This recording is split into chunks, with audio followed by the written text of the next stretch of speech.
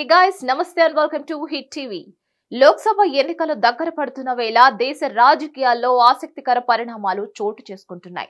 ఊహించని రీతిలో మార్పులు జరుగుతున్నాయి. జాతీయ పార్టీలు ప్రాంతీయ పార్టీలతో పొత్తు పెట్టుకుని రానున్న ఎన్నికల్లో సత్తా చాటేందుకు సిద్ధమవుతున్నాయి. ఇక కేంద్రంలో అధికారంలో ఉన్న బీజేపీ మరోసారి హ్యాట్రిక్ కొట్టాలని చూస్తుంది. ఇప్పటికే పవన్ కళ్యాణ్ తో పొత్తు పెట్టుకుంది. ఇప్పుడు ఇంకో ప్రముఖ హీరో మీద కూడా ఫోకస్ పెట్టింది. అతన్ని రాజ్యసభకు కూడా పంపనుంది. ఇంతకీ ఆ హీరో ఎవరు? ఎందుకు ఆయన మీదే బీజేపీ ఫోకస్ పెట్టింది? Let's watch.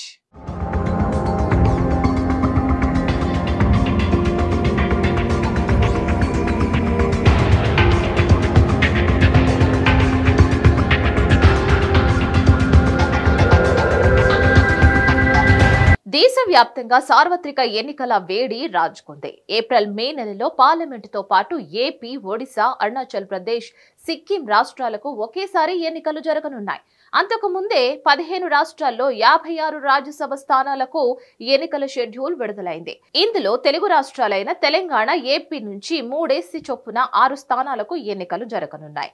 అయితే మారిన అసెంబ్లీ లెక్కల ప్రకారం తెలంగాణలో కాంగ్రెస్ కు 2 రాజ్యసభ స్థానాలు దక్కనున్నాయి. అటు బీఆర్ఎస్ పార్టీకి 1 దక్కనుంది. ఇక అటు ఆంధ్రప్రదేశ్ లో 3 స్థానాలు అధికార వైసీపీ వశం కానున్నాయి. ఇక ఆ సంగతి పక్కన పెడితే దేశంలోని అతిపెద్ద రాష్ట్రమైన ఉత్తరప్రదేశ్ నుంచి 10 రాజ్యసభ స్థానాలకు ఎన్నికలు జరగనున్నాయి. అందులో ఒక స్థానం నుంచి చిరంజీవిని బీజేపీ పెద్దలు రాజ్యసభకు నామినేట్ చేయనున్నట్లు వార్తలు కూడా వస్తున్నాయి. ఇక గతంలో ఎన్నడూ లేనట్టుగా మెగాస్టార్ చిరంజీవి ఫ్యామిలీకి బీజేపీ పెద్దలు ఎనలేని ప్రాధాన్యత ఇస్తున్నారు. ఇక అందులో భాగంగానే రీసెంట్ గా చిరంజీవి దేశ 2వ అత్యున్నత పౌర పురస్కారం పద్మ విభూషణ్ తో గౌరవించారు. ఇక తాజాగా రాజ్యసభ సీటు ఇవ్వాలి అనే నిర్ణయానికి వచ్చినట్లు సమాచారం. గతంలోనే రాష్ట్రపతి కోటాలోనే చిరును రాజ్యసభకు నామినేట్ చేయాలని సూచించింది. కానీ చిరు అప్పట్లో ఆ ఆఫర్ ను సున్నితంగా తిరస్కరించినట్లు సమాచారం. ఇక దీంతో తెలుగు రాష్ట్రాల నుంచి రాజమౌళి తండ్రి ప్రముఖ రచయిత విజేంద్ర ప్రసాద్ ను పెద్దల సభకు నామినేట్ చేశారు. ఇక ఆయనతో పాటు పిటి ఉషా, ఇళయరాజా, వీరేంద్ర హెగ్డేను రాజ్యసభకు ప్రెసిడెంట్ కోటాలో నామినేట్ చేశారు. ఇక తాజాగా చిరును ఉత్తరప్రదేశ్ నుంచి రాజ్యసభకు నామినేట్ చేసి సార్వత్రిక ఎన్నికల తర్వాత ఏర్పడబోయే ఎన్డీఏ ప్రభుత్వంలో చిరుకు మంత్రి పదవి ఇవ్వాలనే ఆలోచనలో కేంద్రం ఉన్నట్లు సమాచారం. ఇక చిరును రాజ్యసభకు నామినేట్ చేయడం వెనుక బీజేపీ పెద్దల స్కెచ్ కనపడుతుంది. ఈ ఏడాది ఏప్రిల్లో సార్వత్రిక ఎన్నికలతో పాటు ఏపీలో ఎలక్షన్స్ జరగనున్నాయి. ఇప్పటికే బీజేపీతో జనసేన పొత్తులో ఉంది. అది కాకుండా ఏపీలో కాపు సామాజిక వర్గంతో పాటు జనసేనాని ఆకట్టుకునే పనిలో భాగంగా చిరుకు పద్మ విభూషణ్ అవార్డు దక్కింది అనే వార్తలు కూడా వస్తున్నాయి. కాగా చిరంజీవి ముందు నుంచి సేవ కార్యక్రమాల్లో ముందున్నారు. చిరంజీవి చారిటబుల్ ద్వారా నేత్రదానం, రక్తదానం వంటి సేవ కార్యక్రమాలను నిర్వహిస్తున్నారు. చిరులో ఉన్న సేవా దృక్పథమే ఆయన్ని రాజకీయాల వైపు నడిపించింది. 2008 ప్రజారాజ్యం పార్టీ స్థాపించి 2009 సార్వత్రిక ఎన్నికల్లో పోటీ చేసి 18 స్థానాలతో సరిపెట్టుకున్నాడు. 2009 ఎన్నికల్లో తిరుపతి, పాలకొల్లు నుంచి అసెంబ్లీకి పోటీ చేశారు చిరంజీవి. తన మామ సొంతూరు అయిన పాలకొల్లులో చిరంజీవి కాంగ్రెస్ అభ్యర్థి ఉషారాణి చేతిలో ఓటమి పాలయ్యారు. ఆ తర్వాత తన ప్రజారాజ్యం పార్టీని కాంగ్రెస్ లో విలీనం చేశారు. ఆ తర్వాత కాంగ్రెస్ పార్టీ తరఫున 2012లో రాజ్యసభకు ఎంపికయ్యారు.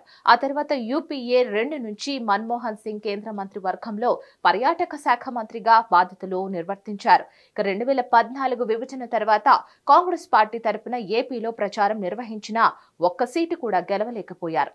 ఇక దీంతో చిరు క్రమంగా రాజకీయాల నుంచి వైదొలిగారు. ప్రస్తుతం సినిమాలే లోకంగా బ్రతుకుతున్నారు.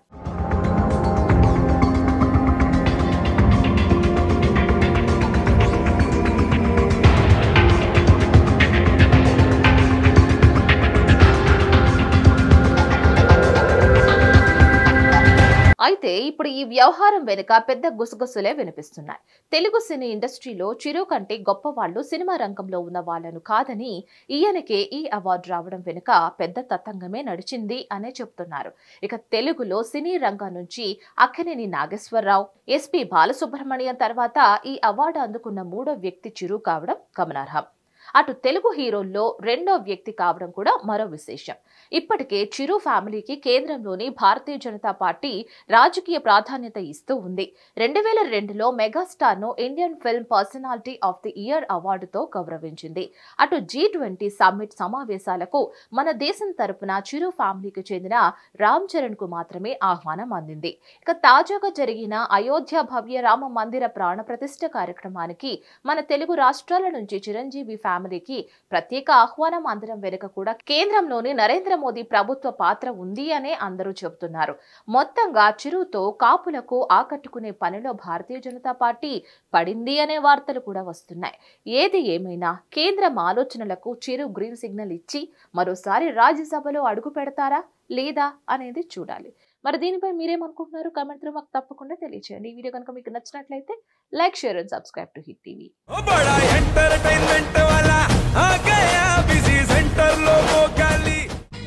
సక్కు సక్కేంద్ర సక్కు సక్కు బాయ్ బాయ్ బాయ్ బాయేంద్ర భార్గవ్ బాయ్ బాయ్. గిరాకి వచ్చే టైం ఏంది? కస్టమర్లు వస్తున్నారు, రేడికల్ పిగురి. కస్టమర్లు వస్తున్నారు కదా, మాత్రం పొగరు ఉంటది. మరి తగ్గిచ్చేద్దాం పొగర్ని. డబ్బులు కట్టేస్తామేంటి కొంప తీసి? లేదు, కస్టమర్లు ఆపేద్దాం. పదా మరి మన బిజినెస్ స్టార్ట్ చేద్దాం.